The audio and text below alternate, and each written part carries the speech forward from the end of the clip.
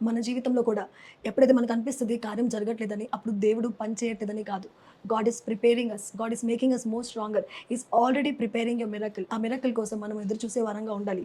ఓర్పుగా, సహనంగా ఎదురు చూసే వారంగా ఉన్నప్పుడు దేవుడు మన జీవితంలో కార్యం చేయక మానడు.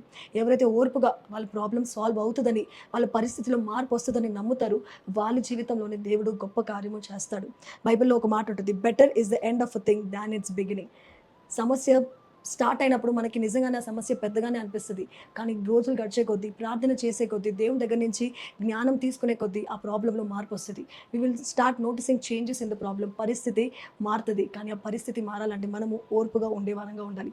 సో, ఈ రోజున నేను మీతో అన్న మాట ఏంటంటే, maybe you are in a problem which has not been solved for many years. ఎన్నో సంవత్సరాల నుంచి మీ వివాహ విషయంలో, మీ జాబ్ విషయంలో, మీ మ్యారేజ్ విషయంలో, మీ ఫ్యామిలీ విషయంలో మీరు ఎన్నో సంవత్సరాల నుంచి ఒకే ప్రాబ్లమ్‌ని ఫేస్ చేస్తా ఉన్నారేమో. మీ హెల్త్ దాంట్లో కూడా మీరు ఏం మార్పు చూడట్లేదేమో. దేవుడు అంటున్నారు, నన్ను నమ్ము. ఒక్కసారి నన్ను నమ్ము.